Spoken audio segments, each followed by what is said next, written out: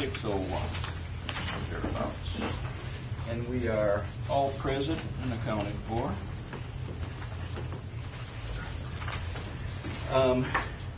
As will be our custom, we are going to stand for the Pledge of Allegiance. If you are so inclined to get up and join us, we would appreciate that. And Ryan Foster will lead us. I pledge allegiance to the flag of the United States of America and to the republic for which it stands, one nation, under God, indivisible, with liberty and justice for all.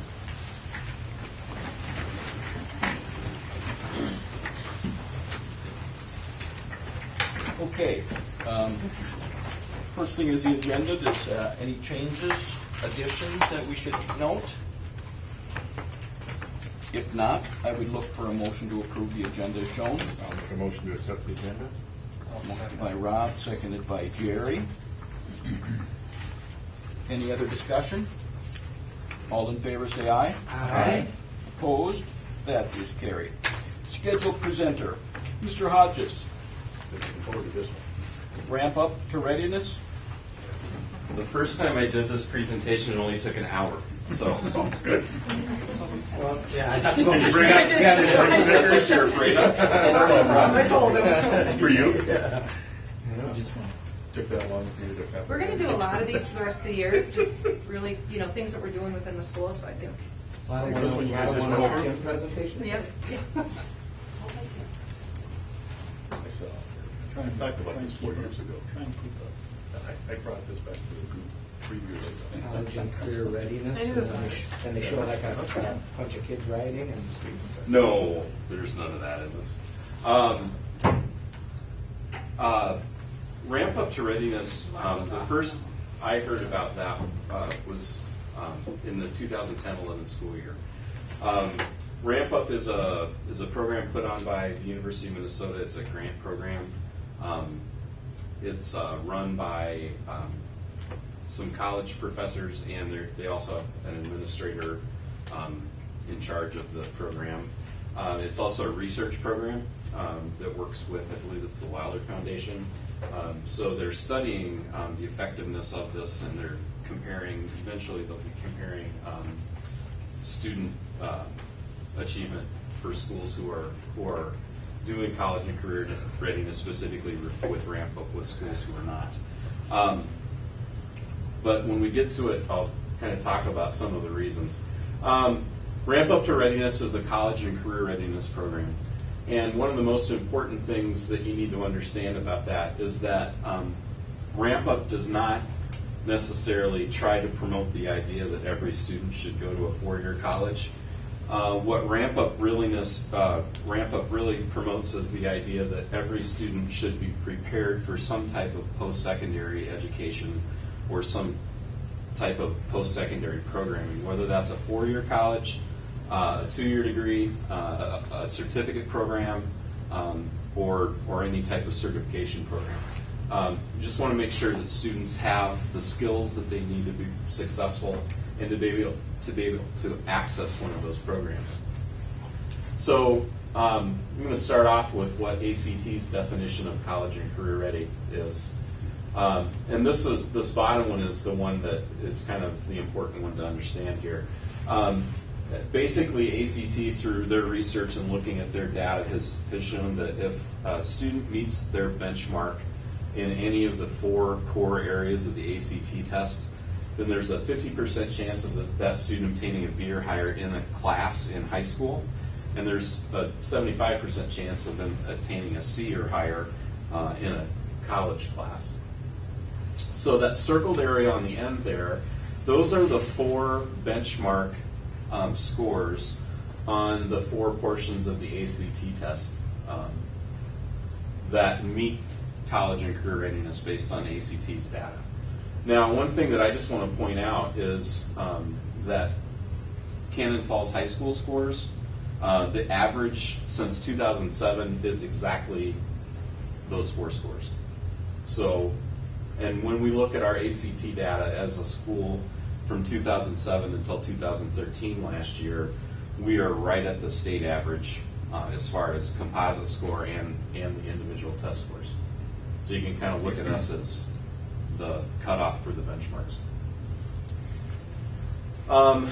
The reason I put this slide in, if you look all the way over at the side, at the far right of the slide there, it shows a comparison between Minnesota and the nation when you look at college and career readiness in all 4 core areas. And even though Minnesota does significantly better than the rest of the nation as far as preparing our students for college, still only 39% of our students in 2013 met all readiness in all 4 core areas.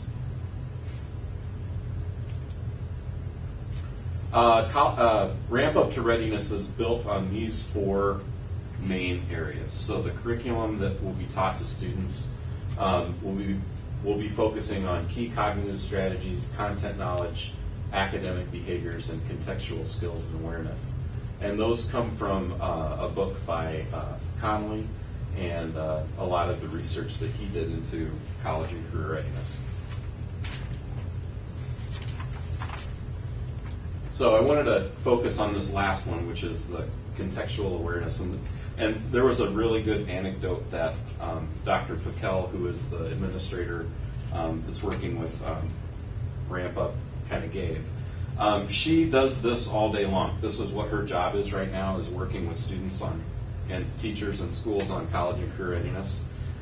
She knows a lot about it. You'd think that that would pass down. She has a son who's in 8th grade whose goal when he goes to college is to be a water skier. Nothing wrong with that. You know, everybody needs to have something that they excel in and that they do well in. The problem was his school of choice as of right now is UMD. So when you put water skiing together with Lake Superior and with a winter like we had this year, they don't go well together. So her point was, you know, she does this all day long. She's got a kid of her own, and still a lot of times kids aren't making a realistic connection between what they want to do and where they want to go to college. So that's one of the important things that we're going to do for. So these are areas that are important for kids to know before they go to college. If I asked, I would imagine that a lot of us, if we went to college, were some of the first people in our family to go to college. So we don't have a whole lot of background or a lot of support at home to be able to get help with that kind of thing. And even students that do have parents who were in college, a lot of times that information doesn't get passed down as much as you might think. So really, what we're looking at here is these 3 areas, or these are the 3 core reasons why college and career readiness is important and why we need to bring it to Cannon Falls.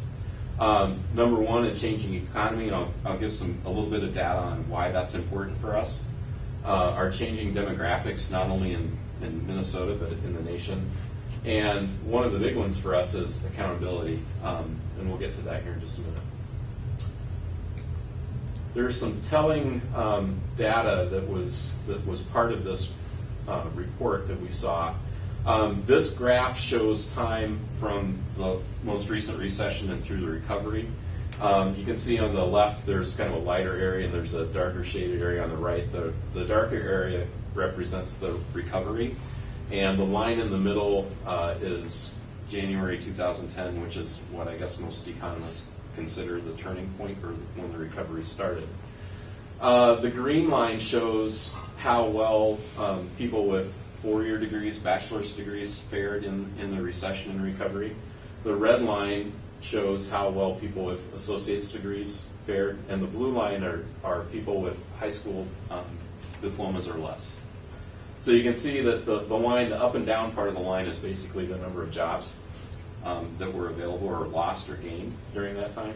So you can see that people with high school diplomas or less did significantly more poorly during the recession and have continued to do more poorly during the recovery of the last few years. So it's important that our kids, if they want to go on and do something after high school, have the ability to do that. Just economically, it makes sense for them. This is even more telling. This graph is of the 50 states And it shows by 2018, which is just 4 years down the road, the percentage of jobs which will require some type of education beyond high school.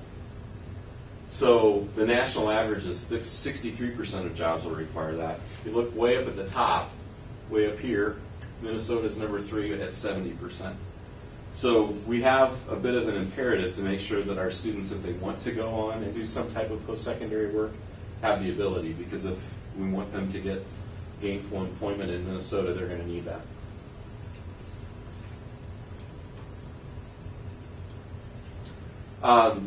Demographics plays a huge role in this. By 2020, we will, in this nation, have more people who are 65 and older than we will who are in school age range. And that's something that's going to be really important for those kids to know. They need to be able to be prepared for that. They need to be prepared to compete in that job market.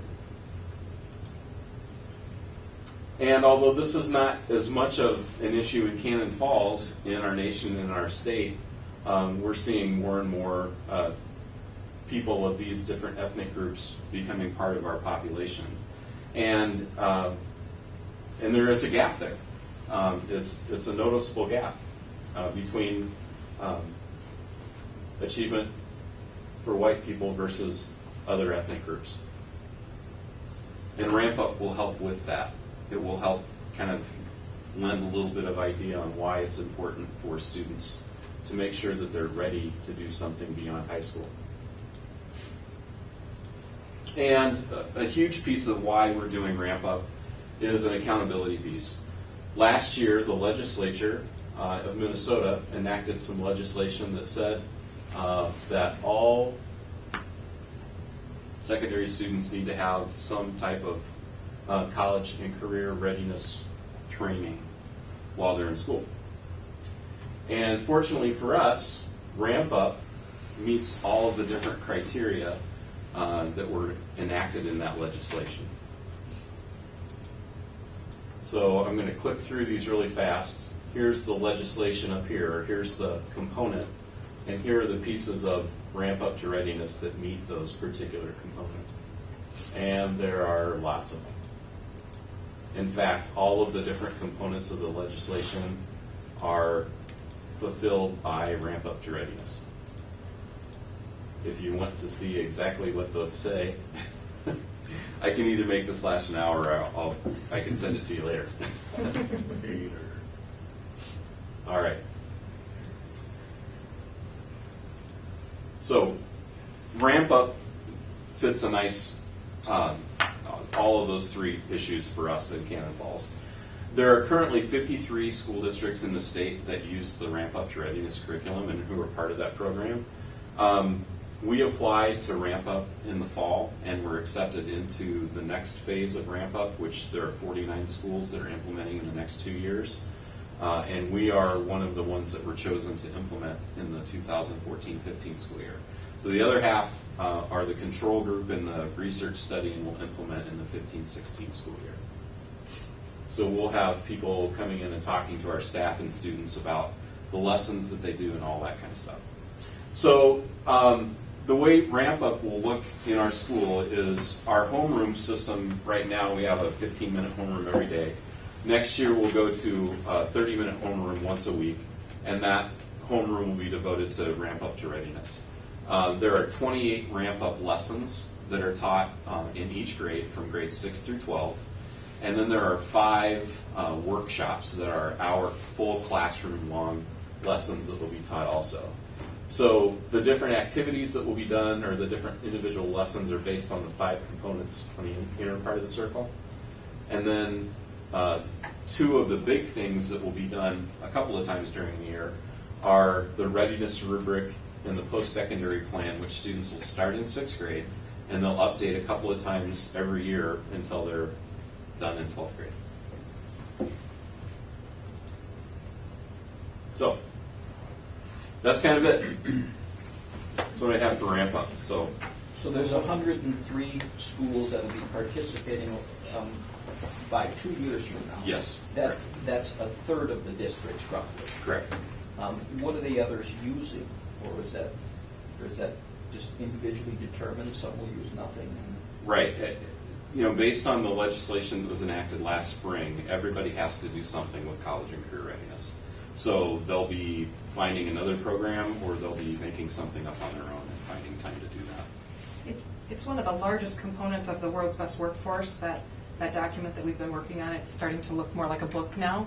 A big part of it is this. So to have a program like this and be admitted to this program, it's just aligned so well to a lot of different areas.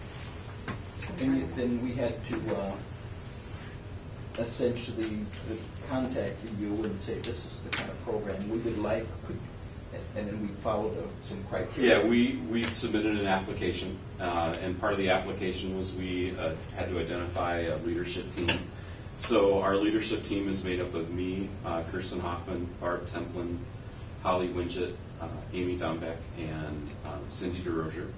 So we got a nice cross-section of middle school, high school, kind of people who are part of some of the kind of specialty areas.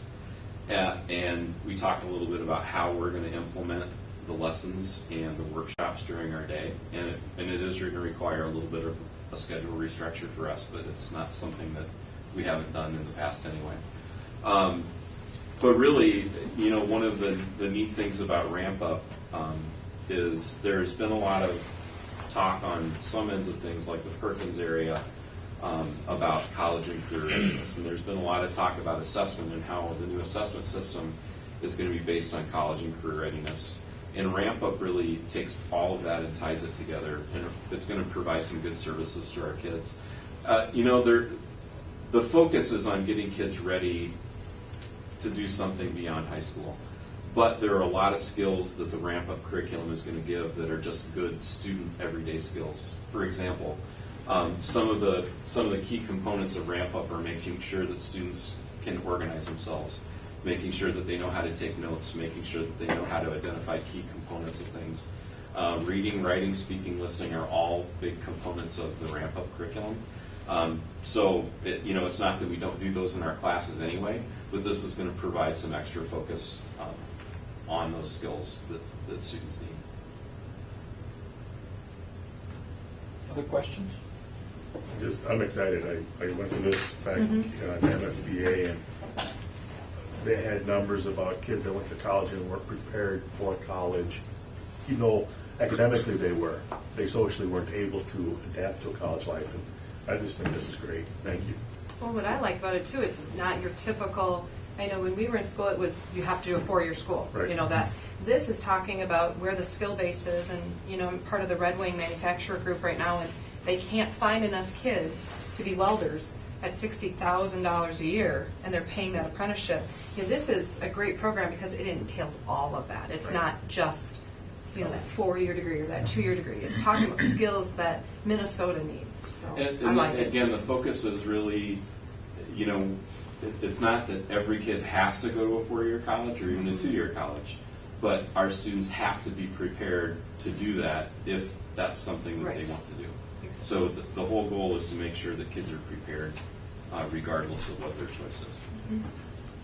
Will this affect the guidance counselor number of, She's right behind you. support? Will there need to be more support there with? Oh, we could use 2 more Kirstens. Well, because this is more, to me, that's really where it's coming in. Right now, all of that stuff about college either comes from what a parent can give a kid or what Mrs. Hoffman has time to give during, when she meets with juniors and seniors. Right. This is going to make sure that everybody is involved in that conversation. It's not that, middle school and high school teachers don't talk to kids about going to college, but it's really going to kind of change and maybe focus that conversation a little bit. And it's going to give Kirsten the support that she needs, because one person doing all of that work, it's overwhelming, let alone all of the other things that I make Kirsten do during the day.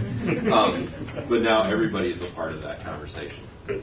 And really what I said to the curriculum committee, I think, which is maybe one of the most important things, is it's going to give kids an idea of why we're doing what you're doing. You know, we talk about it in class, but now it's really going to focus that conversation again. Why are you doing all of this work? Why are you taking these classes? Why are you asking me to do something in this particular way? And a lot of it is going to tie back to this, and the reason is we're getting ready for whatever happens after high school. So once we have it, it's here to stay, or is this for a period of number of years? Or? Well, we're part of a research study for 2 years, and during that 2 years, the curriculum is free right now. If you're accepted into the program, the curriculum is free.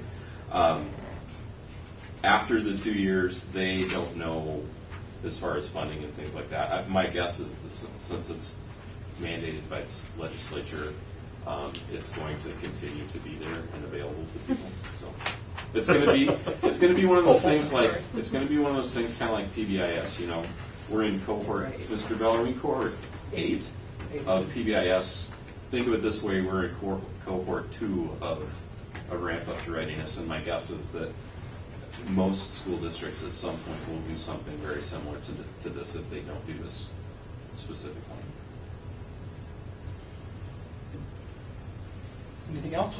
I'd just like to say thanks for taking the initiative to applying and getting accepted into the program. It's going to be great for the kids and help implement it by being part of the program.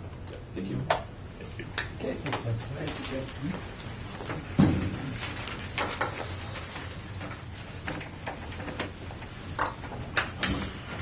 No other scheduled presenters. Old business is not on. New business, item A, consideration to approve the 2014-2016 Teachers Master Agreement. Pat and I and Rob had a rather long negotiating session. It's one of the longest ones I've been a part of, but it ended up in a very positive mode.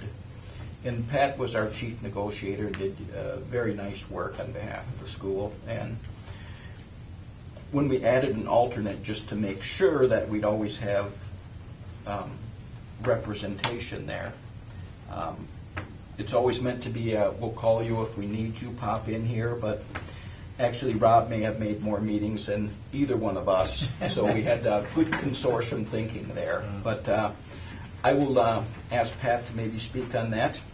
Well, yeah, thankfully Beth made some PowerPoints here because I wasn't ready. I just assumed everybody had seen it. Yeah, a couple years ago, when we sat down with the teachers, the district was in a little tougher situation, a little tougher spot than we are now financially. At that point in time, the teachers were agreeable to take basically what was termed a soft freeze, and they still got I believe one of their steps and lanes at the time. Yeah, they got lanes but no steps. I get the two confused, but outside of that, they froze their salaries for the 2 years to help us through some tough times. So, like Bob said, we did go through a long period of time. We were able to, the EA was able to get a few things. First off, we cleaned up some contract language, which we always do. Some things in there that just didn't belong anymore. The EA was able to get a few things put into their contract that they felt strongly about, and we as well as a board were able to get a few things from the EA that we felt very strongly about. Just worded items, wording in the contracts and things of that nature. So. But the bottom line is that when we got to the end of the process, I think we agreed to a number that was doable for both the district and the teachers. And so I don't know exactly, is the number right here? On salary, Yes. we did. Yeah. Yeah. So basically, what it's going to come down to is on salary for the next 2 years. 3.1% year one and 2.8% year two. And we were agreeable to that. And again, we were very thankful.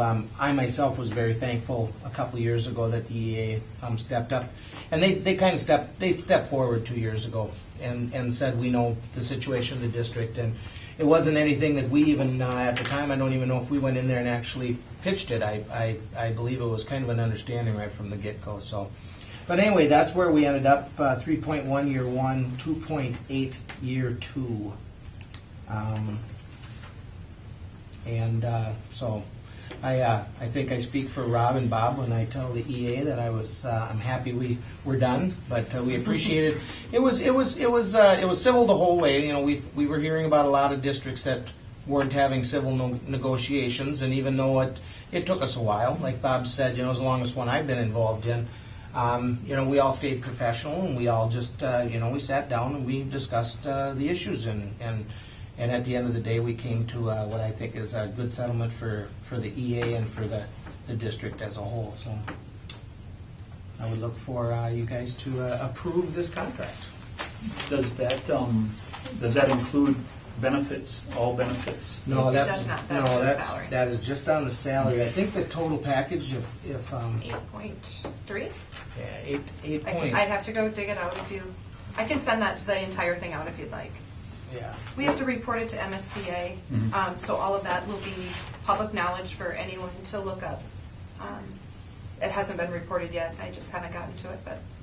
Yeah, again, I just want to go back to a couple of years ago when everything was frozen. So, this time around, we did put a little bit more into their benefits packages and some onto their insurance packages as those rates have gone higher. The last thing we want to do is see our teachers going backwards. And so there were some things there. Did some cleanup on some vacation days. We moved one floating day into a paid day, I believe. First family sick. Yeah, first family sick. So, and that was something I think that was going to be mandated by the state anyway. So we moved that over. Threw a stipend in there for if they don't use, if they use a floater, we have to call in a sub. So basically, we threw a thing in there where if they don't use their floaters, they can be paid out from there because we would have paid anyway. And so there's a few things, a few perks I think that they deserve, they asked for, and I think we all kind of after sitting down with them agreed, and so again, I think the package was fair, and so we'd be looking for approval tonight. This is for 2 years, obviously. It's the 2-year contract, yeah.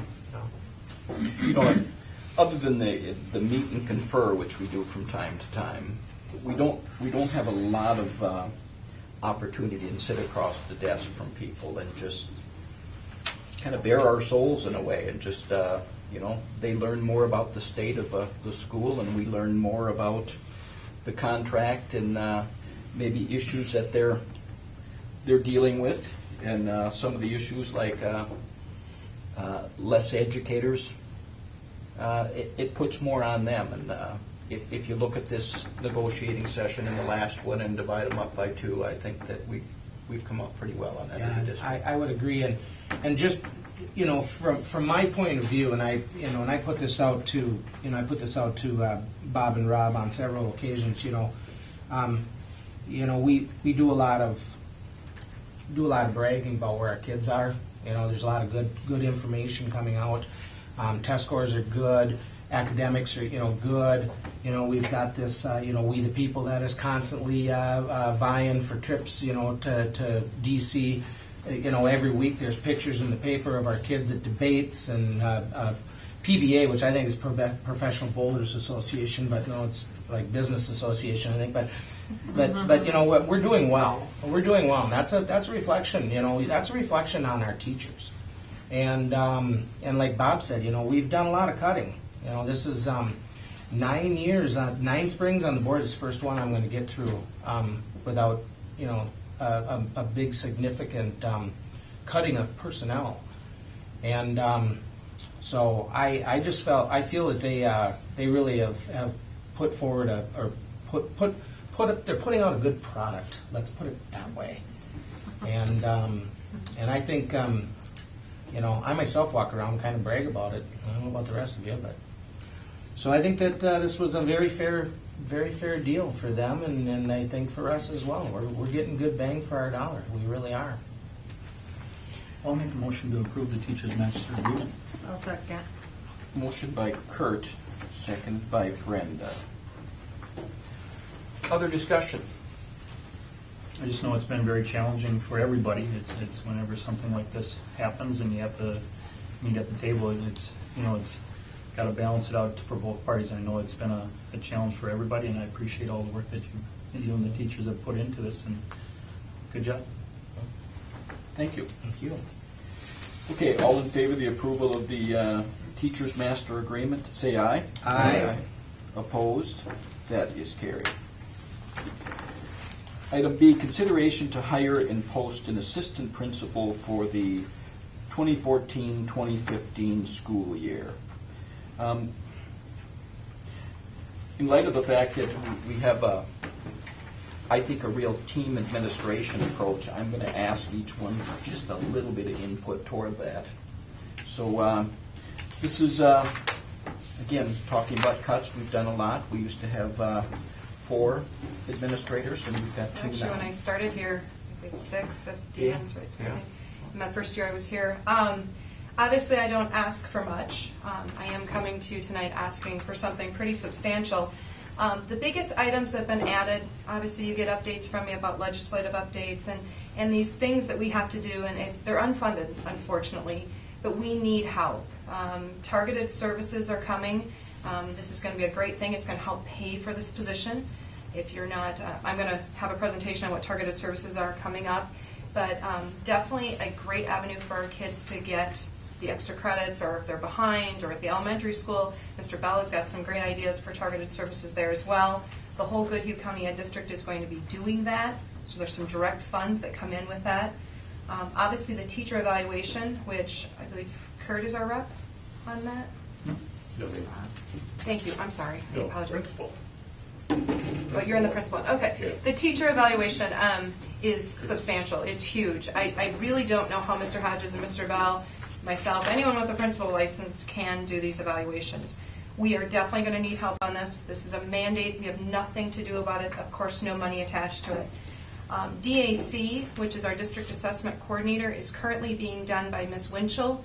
She is doing a great job, but again, the compliance factors that come into reporting these things to the state, they're kind of falling on me. She's doing a lot of the compiling of the data, but it's falling on the district office to make sure that information gets in. It would be good if we had someone that was dedicated to curriculum and to the data and how that impacts the teachers.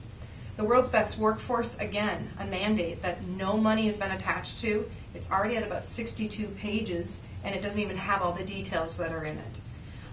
Those are the kind of the main components of why we need one. That's what's been added new, and a lot of you have been emailing me and asking me what's new. I don't want to just take things off your plate. I want to know what's new. That's what's new. What they could help with, in addition to Mr. Hodges and Mr. Bell, feel that curriculum, PBIS, PLCs, paraprofessional evaluations, activity supervision. Right now, it bounces between the 4 of us. Safety and security has become a huge thing. We need someone to really take that and not have it be Mr. Davison's, but have it be administration, maybe not operations kind of thing. And then obviously discipline. If one of us is out of the office, I get called into both the offices, and I don't mind helping, but again, your productivity that's coming out of the district office is lessened every time you do that. So you've got the 4 main components of things that are new that we have to comply to. That is my reasoning for thinking that we need an assistant principal. And again, I ask for very few things. We are already short administratively, and I'll end by saying, not that we compare everything to the HVL, but 8 of the 10 schools are getting what they call associate or deans, and we can work on titles. If we want them to be licensed administrator, would definitely help with discipline, things like that. The price tag for this could be covered a lot by targeted services. We'll also be getting some additional funding running through because we're joining in on ALC for middle school. And some of our 416 money that goes through Sherry Johnson and some of that funding could also go towards this position. So Are you talking about the ALC at Goodhue? that'll be a little bit different, but it's similar funding. Yep. And yes, Brenda would be the one to kind of talk to about that. But we are going to have to come up with some money. But in the long run, how do we get these new mandates covered with our current administrators? So I've said my piece. I know you want to talk to everyone. That's kind of where I stand on this. I think it would be really Maybe important. where they stand too. I don't know. Mr. Bell, do you have anything to add? Well, I think the biggest thing, for me is, I think I've told some people this before. Very often, most of my day is really doing urgent work, and I'm not able to get to the important work as often. And being a leader in a building is something I enjoy. But on the other hand, I don't necessarily have the time to be the proper leader. And we've got a lot more things that keep coming on our laps and we're not able to give anything up. I would, it's one of those things where most districts see what else is coming and they're moving in this direction because they don't want to burn out their administration. I'm not saying I'm burning out, but it would definitely be something that would allow me to do more of that important work. So. Mr. Hodges? And I will reiterate what Derek said there is, it's hard to make the decision to do things like apply for Ramp Up to Readiness and to work on a technology initiative and do a lot of those things when a majority of your day is putting out brush fires. So, and it's not that, we need somebody to do that for us, because I think that is an important part of what we do every day is, that's a lot of the way we make connections with students is by meeting with students in the office. But I think a lot of that important, like Derek said, leadership work, that visioning kind of things, that taking, going from our current status quo to making our schools better is difficult to do when a lot of your time is just maintaining status quo. Beth went through a great list of things that we could all use help with, and would be having an assistant principal would make all of those things better. I would like to throw one other thing in there, and that is ALC supervision. 3 years ago, when our assistant principal position was eliminated, we lost our direct on-site supervisor, administrator supervisor for our ALC, and we have not had pressing need for somebody to be on site. But as Beth alluded to, there are days when Beth is gone and Derek's gone and I'm here or I'm gone.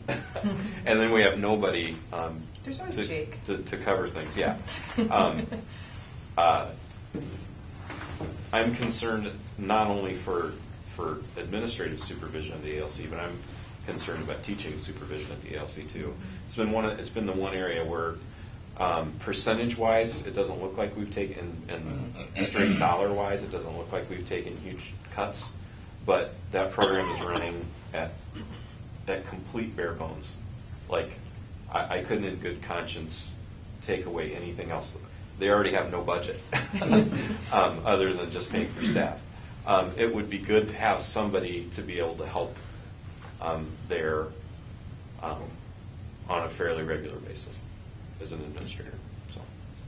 And the assistant principal, I'm not sure if is this person bouncing from building to building or a coordinated?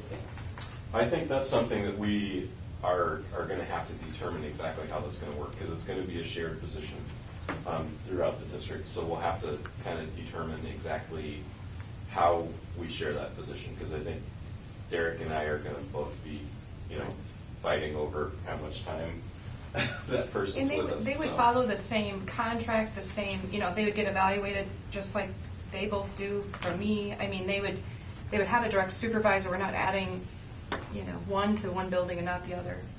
It would be a district, and we like to call it associate. That's what the other schools are calling it versus an assistant, simply because they're paid differently and sometimes can have different degrees. We would really like to find someone with a principal license willing to work for this low salary, because that could help with suspensions and expulsions or anything along those lines too, if need be. So we would need to change it or amend the agenda because it says assistant principal on the agenda. I think we can work out the technical later because you will approve the final contract later.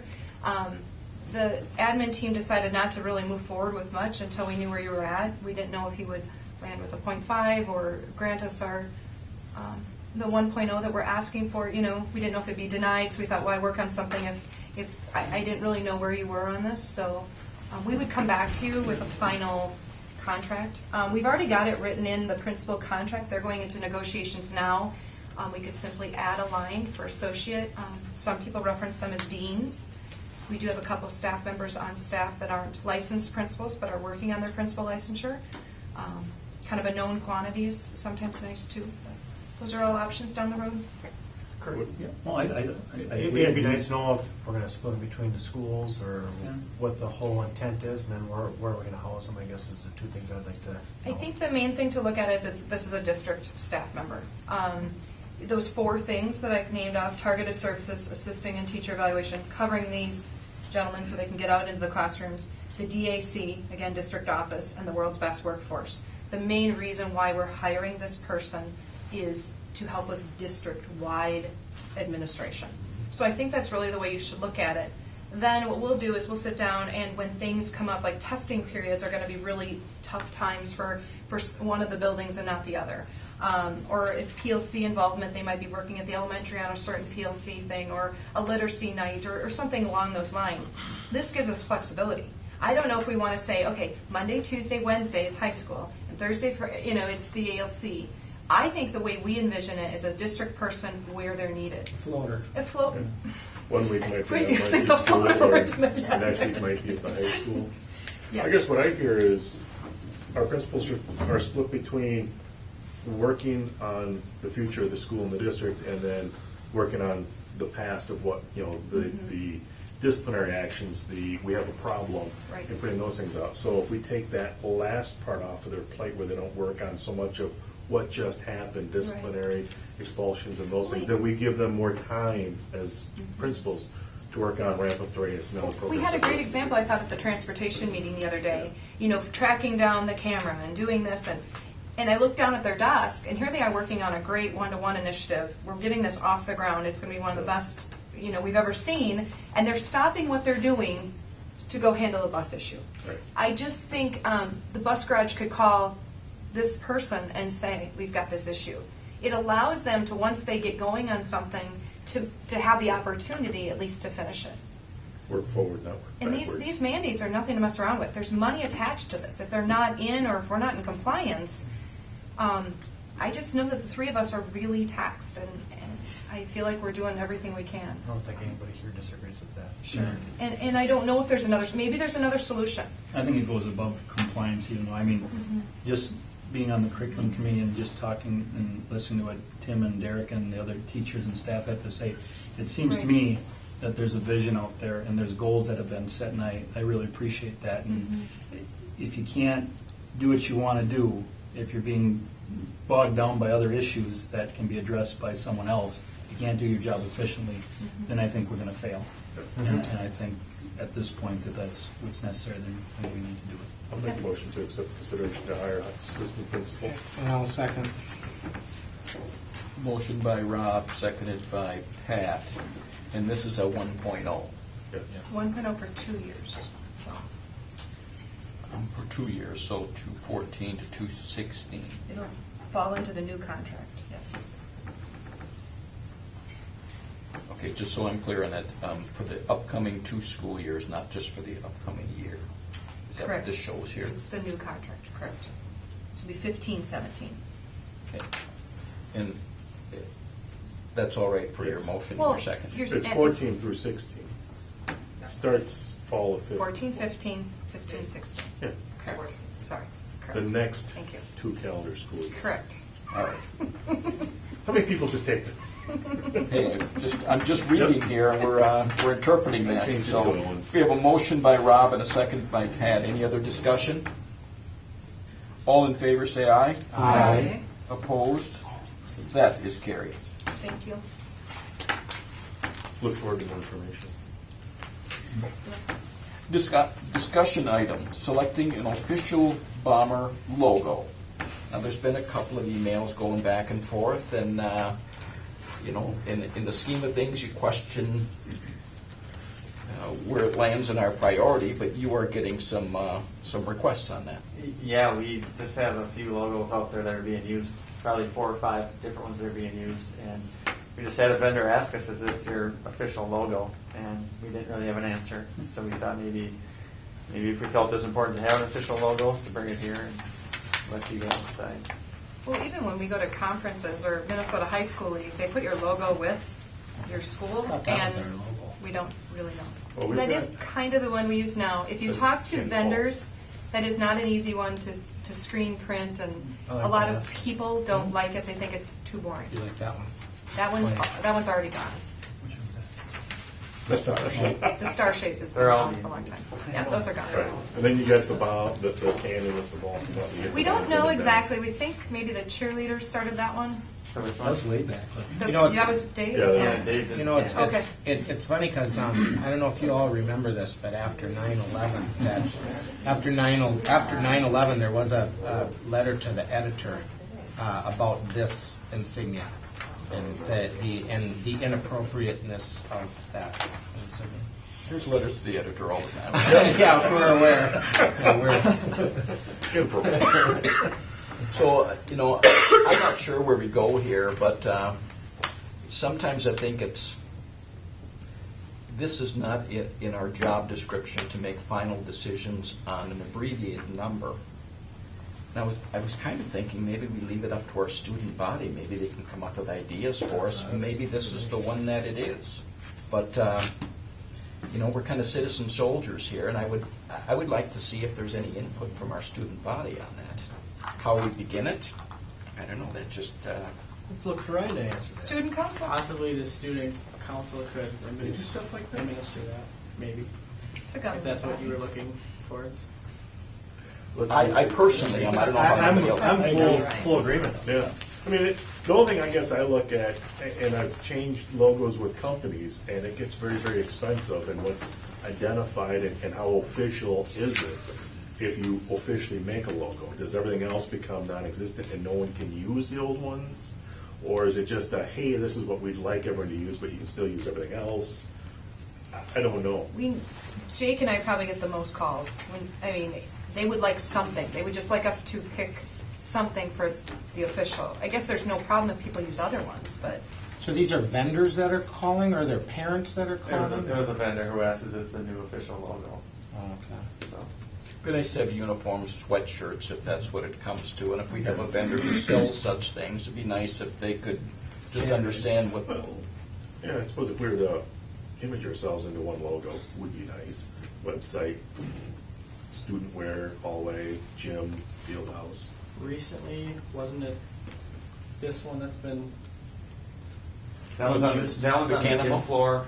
Okay. Bomb one is on like the new scores table and stuff Right. like that. It's come back a wait, little this bit. one is here? No, that one's on the gym floor. The one The with the bomb actual is- bomb is that's- on that the one is scores on the table. new tables. Basketball. And I think one of those is on the old elementary, the CCC floor, right? A different one entirely, so that there kind of speaks to the issue, depending on what facility you're in, is I mean, is do what you our consider logo this is. whole new one and The all other that piece, stuff? the other piece whatever of this hang on. too is that, just for, I don't know what the right word is, but Jake has looked at, a lot of schools have a school crest that kind of is emblematic of the values of the district, the core values and the values that you guys set. And I think that would be another nice piece to have, to be able to, that would be a nice piece for something like a diploma or a diploma cover, or, the one thing is more activities based or athletics based, but you probably don't want that, representing your your academics or something like that. It'd be nice to have some other type of representative press kind of thing to go along with that too. So that was one of the other pieces that I don't think got to be part of the whole conversation about that. But that would be another nice piece to add to that too. Well, the student body, let them. Is that So- something that again goes? Can we just point to the student council from assistance here, and maybe in discussion with others, we can pick out a extracurricular logo, if you will, and possibly look at one that would be more dedicated to our scholastic achievements, or what? Have some Work with Jake criteria on it. and no, I guess only was, would it come back here for a final? Oh, yeah, Whoopsie. yeah.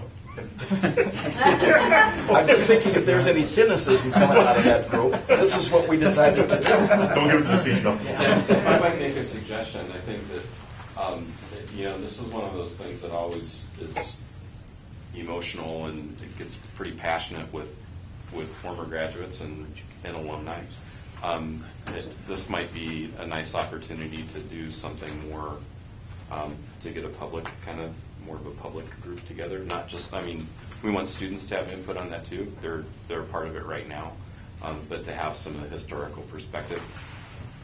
The guy right back here probably knows more about all the different logos that have been around for the last 40 years than anybody else. So, but to get that perspective, I think is important too. In a community like Cannon Falls, I think we want to focus on our current and our future, but we also want to be respectful of our past there too.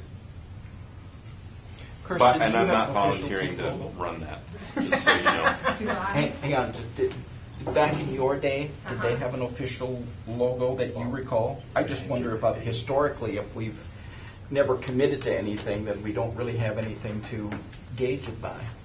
Do you remember what yours was? So it was not of great importance.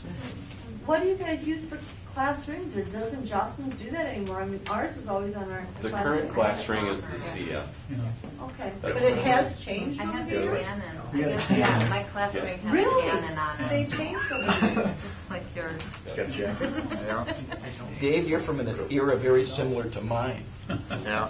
I just has the old style CF, like the logo that we did have on the community center floor. Yeah. And then we switched to the newer style CF there. And like I say, I did the stuff on with the cannon and the letters that are on the field house wall and stuff, but I also looked into the history of the bombers because I wanted to know where the bombers came from, because when I grew up, and I just sent Jake a picture of it, but we had the Cannon Falls Recreation Center, and it had, the plane, the bomber plane, and you still see that on some stuff down at, the store now. But the thing is, Cannon Falls were called bombers back in the 30s, and I don't think it was initially from a plane. It was back from in New York and stuff when somebody would shoot a long basketball or hit a home run. It was called a bomber, and I think that's kind of where it came from. So I've never been able to tie it into exactly, so it's a real tough one to do. It's not like a lion, it's not like a bear, it's, where you can, Determine hieroglyphics. So it's a tough one. Brian, if I may just add on, I work at the Historical Society in town, and as of recent, I've been doing some searching on the origin of our name. Right, but it's I haven't made any definitive or I haven't found any answers yet. I think I traced it back right now to early 30s, maybe early or late 20s. I can't remember. But yeah, I did hear about the one about like when you throw a basketball down a court, that's considered like a bomb. So that's a possible one. So I'm personally working on that at the Historical Society. We got the right man on the job. Yeah, well, expecting you. Nothing? You had a covered wagon with Bonner on the side, didn't you? Pretty in much, high school? pretty much. So what- I definitely expect that. What kind of directive can we actually give to you? I'd like to see you maybe discuss it with your Sure. other council people, and again, I think that's really important to have that second logo, if you will, to just recognize. Yeah. I'd really like to bring this to the council and my advisor, and I would really like to work with the current administration as well.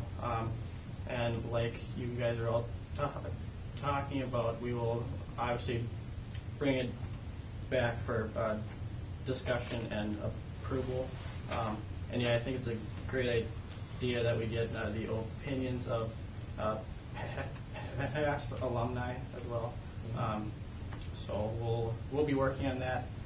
We'll squeeze that in to our year. Can we get a mascot too? I think a mascot would be good. You've got That's a little 37 much. days left. You're gonna find it. Yeah. Oh, yeah. 36 and a wake up. 36.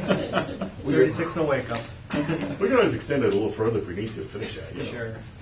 Are you Whatever looking at a timetable, Jake? No. 37 You days. can tell vendors we're working on it Yeah. and feel pretty comfortable. Yeah, it's not We'll get this urgent. in right away. Right away. On the agenda. Well, something that you guys can put under your, accomplished in 2014. It's an emergency meeting, right? If you could And bring also some tie in chairs. like someone like Melanie Carlson. She's been emailing Jake and I too. There is, and I didn't understand all of it till she explained it to me, but when you go to embroider certain things, the wording has to be on different color than, it's a very different ballpark. So Melanie Carlson would be very good to tap into. Sure. She can run a computerized system to tell you if it's going to work or not. It also keeps the costs down. The one that Jake is currently using is very inexpensive because of the way the lines are very simple and the words are on white. And so it just it's cost effective. But she would be the right person to talk to about that. Which one is being used right now? He's Is the one that looks a lot like a rocket Oh, almost. so, Oh, okay, close this to is a rocket. Okay, Yes, ma'am. okay. Got Just it. turn That's around a being little bit. used currently then. And not only does this matter to us just from what the kids are wearing, but it just matters to us for our long-term look. So I think only part of it would come from a vendor, and the rest would come from school pride, I guess, Sure. more than anything else. So, Yep. okay, good discussion. Item D, consideration to approve a long-term medical leave through the end of this school year. We've got a staff member that has requested leave, just had surgery, not much choice in this one. The surgery's done, he's doing well. He needs leave till the rest of the year. I'll make a motion to approve. I'll second. Motion by Jerry, seconded by Rob. Further discussion? All in favor say aye. Aye. Opposed? Carried. Consideration to post and hire a long-term sub through the end of the 13-14. Guess that points to item D. And this allows, long-term allows Mr. Hodges to fill the position. Could give him an opportunity to preview some social studies applicants perhaps, so we'll see how that all works out, but we have to do long-term on this one. I'll make a motion to approve. Motion by Pat, I'll seconded second. by Kurt. Further discussion? All in favor say aye. Aye. Opposed? That is carried. Consideration to accept the resignation from the head girls basketball coach. Stands on its own merit? Yeah. Coach Mason decided to step down, so. I'll make a motion to approve. I'll second. Motion by Brenda, seconded by Rob. Other discussion? Yeah, he's a great coach. It's kind of sad to see him go. Yeah. Get along with the program. Girls were having a I good understand time. it, but He did a great job for 3 years. Didn't always have a lot of success, but he always was positive with the girls. And I think the program's in a better spot now than it was when he took it over. So. I'll second that. Yeah. Put my our plate under him. He did a good job. Sad to see him go. Yeah, I am too. All in favor say aye. Aye. Opposed? That is carried. And item G, consideration to post and hire for that job. I'll make a motion to approve. I'll second. Motion by Pat, seconded by Rob. Other discussion? All in favor say aye. Aye. Opposed? That is carried. Is this our report week? It is. I have to ask because it's on there all the time. Yeah. Board members. Anyone have anything for the cause? Well, just, I don't have a committee report. Just a reminder, as Beth reminded everybody, the Ed Foundation, the annual auction and get together. New venue this year, it's on Saturday the 26th. New venue this year, they've moved it out to the golf course. A little more space. A little more space out there, yes, correct. Easier to hear. Okay. I can say that Rob and I, we went to our first board meeting for WeTech, which was interesting, just trying to start to learn a little bit about that. And Considering we weren't members until, we almost didn't become members because we have enough voting people. You're not members till July 1. Well, we voted us in. We didn't even get voted in, almost didn't get voted Had to in. go find another Have a quorum. member of the board someplace in the school. But it was interesting. We started to learn a little bit more about WeTech and what that's all about. So, which Thank you for fun. volunteering to do that. I appreciate Yeah, it. thank you. Committee reports. Policy committee? Didn't meet. We will be meeting, Yeah. once, obviously, when this legislation gets all done, we're going to have huge work sessions because we've got a lot to do. Talking about board, it sounds like there's going to be a lot coming into the board. Oh, there's, yeah, a lot. Curriculum committee? So we met today. Oops.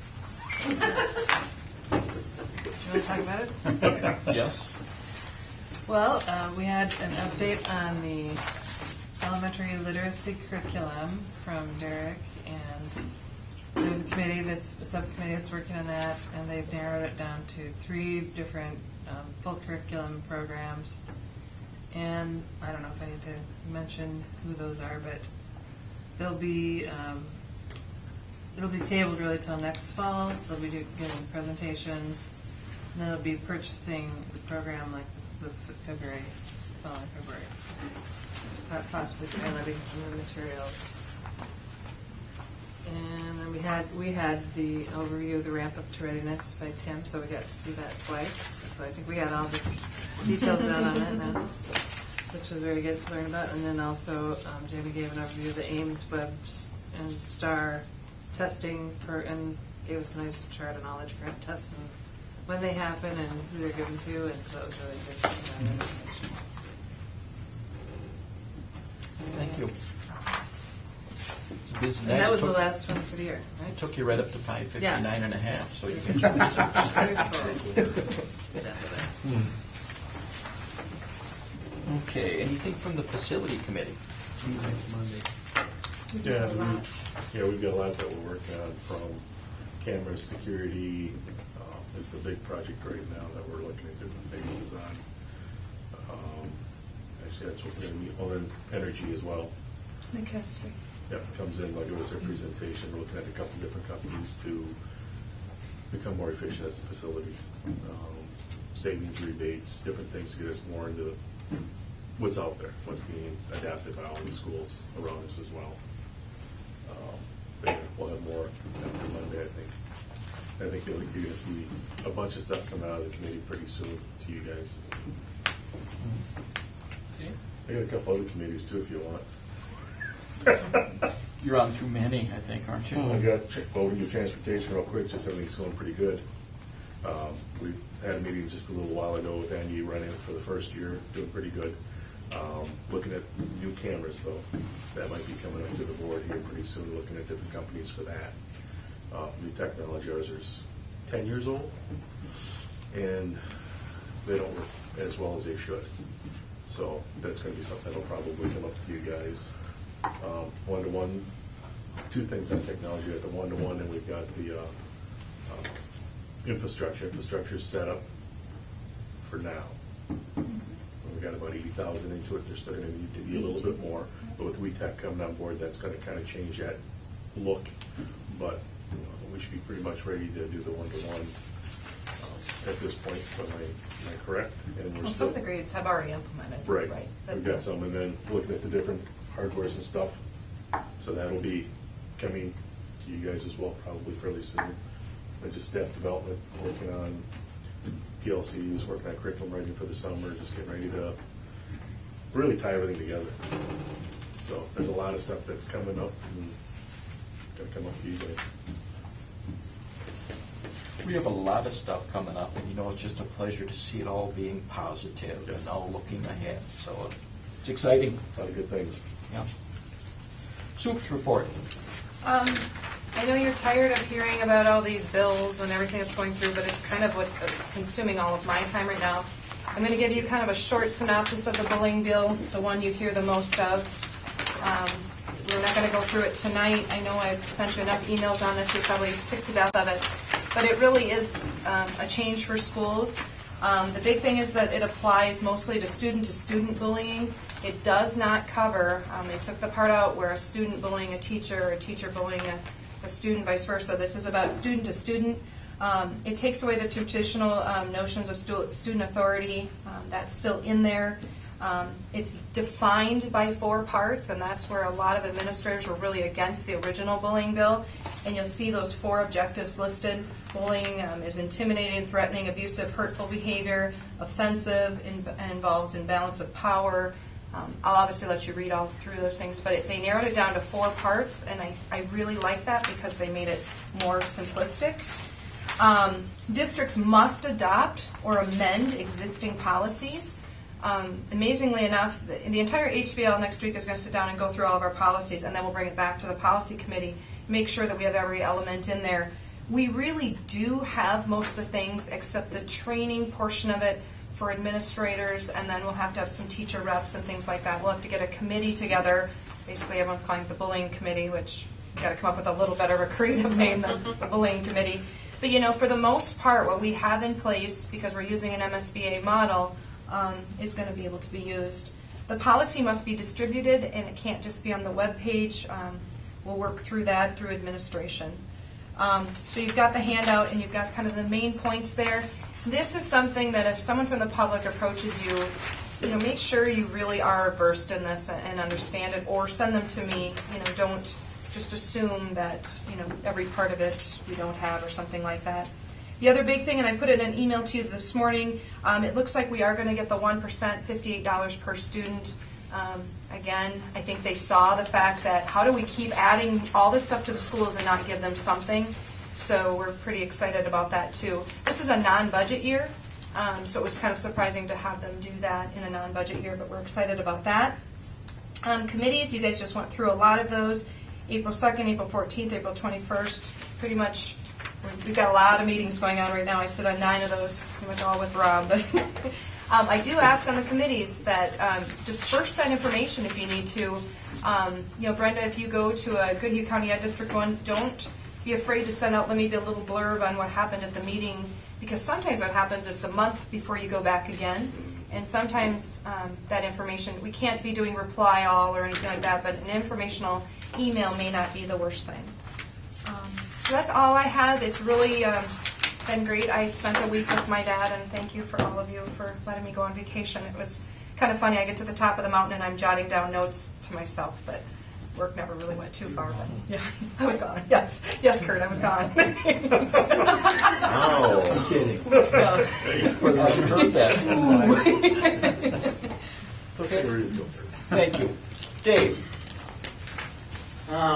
Just as far as with this last Saturday, I guess we're always involved with activity and stuff like that. We had probably one of the biggest days we've ever had here, 17 track teams and 400 spaghetti feed benefit and 2 baseball doubleheaders going, and it all works well, and it worked real good. The other thing is Rob mentioned there as far as the facility committee, and we do have a couple of real good things going there with cameras and security and stuff like that, and with the energy and stuff. So the other thing on energy notes, so to speak, we have some lights over at the elementary school that seen their better days now, and so we're looking at replacing them with LEDs and rebates associated with them. And also, even though the auditorium is fairly new, as far as we're looking at LED lighting to put in there, and Xcel Energy is checking it right now, and they'll get back to me tomorrow or the next day as far as on the rebates and stuff like that. So we're looking to move forward with more efficient lighting and things like that. So. Thank you. Principals report. Derek. Well, on April 1st, I got to welcome the class of 2027 kindergarten roundup. Lisa's baby. Yes, that was good. We had 60 families that night, which is more than last year we had, but we can probably still estimate, very similar numbers to what we have this year in the 80s. So that went well. We're excited about those guys coming in. MCA testing starting next Monday already. So we've got, really 3rd through high school is going to start that. So our labs will be busy. Target services. So we're gonna call it Bomber Academy, and more information will come on that. But I just want to start that, put a bug in your ear and say I'm working very, very hard on that. Tim and I and Jamie actually is part of that as well. Working with Brian Cashman at GCD and going through them is what we have to do. But I think I could speak for Tim as well in saying that we're really excited about this, about what we can offer to kids starting this summer already. So, Literacy Night, we're going to have a family literacy night to kick off our summer reading, and it's going to be May 15th. I'll probably give you a little bit more information on one of the next upcoming board meetings as well. But I'm excited about that. And lastly, we had our 4th graders go to Eagle Bluff, and I was able to go down there and spend a couple days with them as well, and that was fun. Better weather, much better weather this year than last year. So. That's where you went. And all the kids returned that we brought down. So Success. At the same time, yeah, not like last year where a couple went home sick. Mr. Hodges. Been working hard in the really the whole last year, but just recently in the last month with Deanne and a lot of other teachers on the teacher evaluation system. We think we've got a pretty good homegrown plan ready to present to you guys. And I think that's coming up at the next board meeting. It is the that next correct? one, and the next targeted services. So we've been working really hard on that, and again, we all feel really good about the product that we have. I think it's going to be good for staff and for us as administrators too. As Derek mentioned, MCA and STAR testing is coming up. The testing season kind of starts, and it's going to roll all the way through the end of the year. We have a week of reading testing next week, then it's math testing for a week, then it's science testing for a week, then it's 2 weeks of STAR testing, and in the middle of all that, Kirsten is going to be doing the AP testing starting in the beginning of May, and it's just test from here on out, so a lot of that kind of stuff. Another thing that's been, spent a lot of time on technology in the last month, working with Aaron at WeTech on scheduling, getting our ITV room set up, working with Rick and Derek on our one-to-one, working with Rick on making sure that access points are working and that the high school staff, our new equipment is ordered and it's actually in. So as soon as everything gets barcoded, we can start distributing that to staff. So that's pretty exciting. Kirsten and I spent Saturday morning working on next year's schedule. So we have middle school schedule set. We're working on the high school schedule, and our goal, if I say our goal, my goal, I don't know if she's sitting behind me probably making strange faces at me, is to have a student schedule out at the beginning of May so that we can make sure that we have a chance to touch base with kids about where everything landed for them, and then if we need to meet with some individuals, we can get that all taken care of before summer break starts. So that's been a huge thing. I would just like to, I know you've been thanked for this. I cannot thank you enough for allowing us to hire Quentin Pettigrew to help us facilitate our PLC process. It's just been a very few months that he's worked with us, but already I can see a huge change in the PLCs at the high school. It's really challenging staff. It's not easy stuff that they're doing, and it's challenging some kind of preconceived notions and some ways of doing business. But it's all really good, and it's going to lead to some great changes. So thank you very much for allowing us to hire Quentin.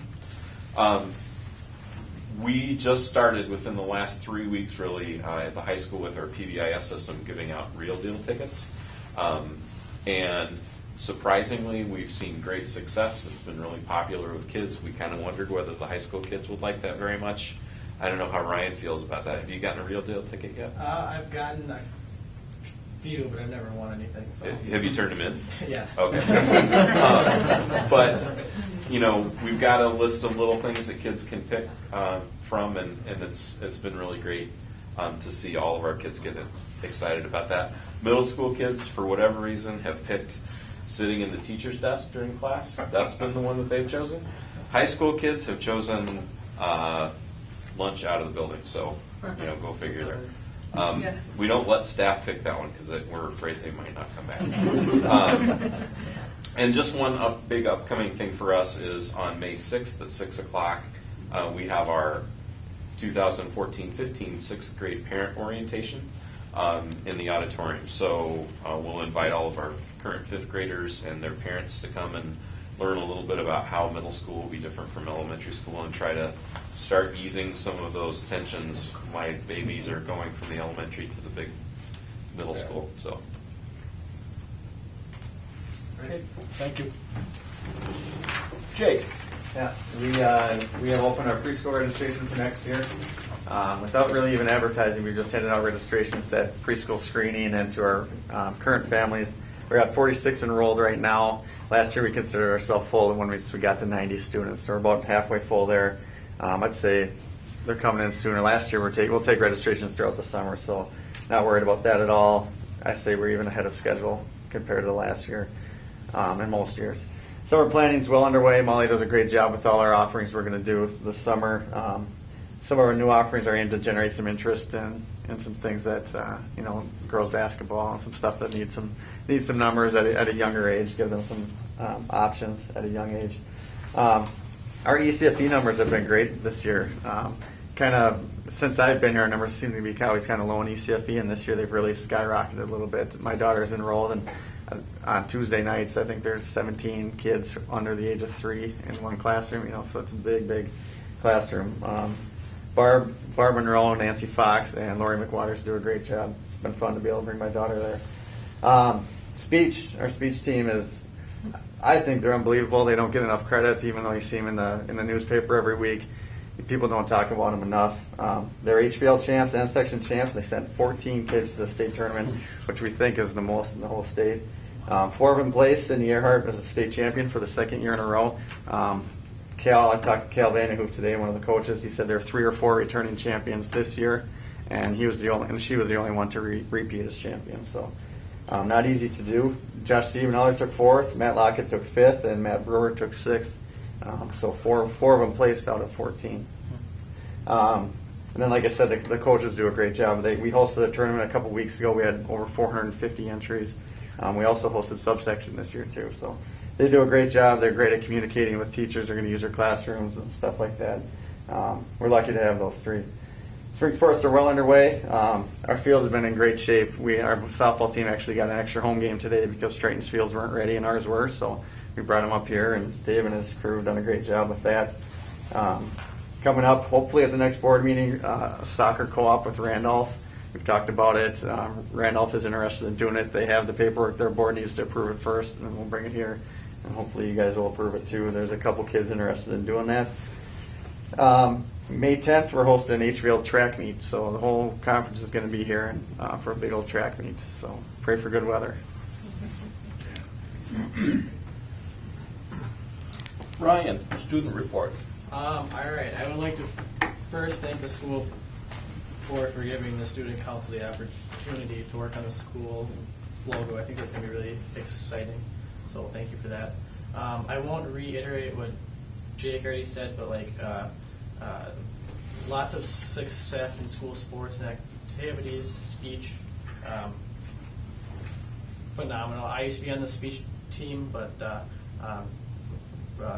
the only reason I'm not this year is because just too much going on, but otherwise I would. Great program. Bomber boys golf. On Saturday, I believe they placed 12th at Legacy Golf, and they were led by Matt Moscow with an 82. And they are playing next this Thursday at the Cannon course. The girls as well this Thursday at Cannon. Baseball, like was already said, double header on Saturday, won both of them. Their next game was actually tonight against Byron, and I believe the next game is this Thursday at Lake City. Softball, they won their first game last week against La Crescent, and they were playing again tonight against Triton. So we'll see how they did. And then I would also like to take this opportunity right now to advertise something that the Student Council is currently planning. We are planning it's called Parents Night Out. We've been working really closely with Mr.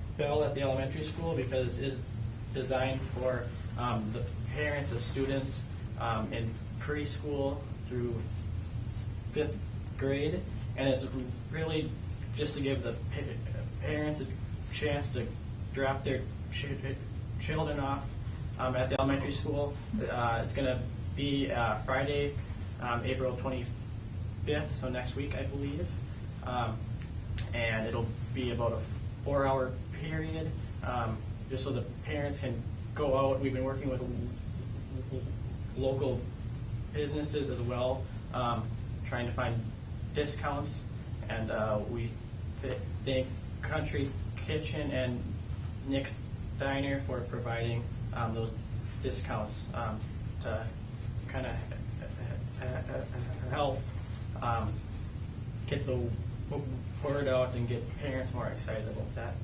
So, That's your idea. I like it. What are they going to say? What was this like? Anybody know the trap team? Let's stay together here. Anyone know the trap team is doing anything like that? How that's going? We've been getting weekly updates on how they've been doing. They've had 2 practice. Is it practice or Just practice right now, yes. And I think tonight might have been their first competition. Yeah. He said it's going faster each time. Yeah, the 'Cause they were first really night. worried the first night was really long. took a long time because they were just making sure that everybody knew the routine. And I believe that he said they went from 42% broken clays the first night to 52 or 54% the second night. So they're doing well. Kids are having fun. And you know what? I am a trap shooter, so it's something that I can relate to our students about, and we can talk about. And so it's fun to talk to them about how well they're doing. They all love it. Other than the first night, things went a little late. You know, they're having a great time. So. And I asked the coaches who some of the good shooters were, and there are some names that aren't in other sports, you know, so we're giving these kids something to do. Excellent. Those clay pigeons in the crock pot with some cream of mushroom soup. You gotta cook them a while. When they break down.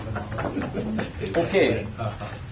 Item H, upcoming meetings. We got our regular board meeting of April 28th, and please refer down to these items down here as being on our board agenda. If for any reason you want some additions on there, please contact Lori or Beth, and we'll see if we can get them on for that next meeting. Public forum. Anyone wishing to speak to anything school related? Done. Okay. I guess I'd look for a motion to adjourn. I'll make a motion. I'll second. Jerry, motion. Kurt, seconded. Anything else? All in favor of adjournment, say aye. Aye. We are adjourned. No.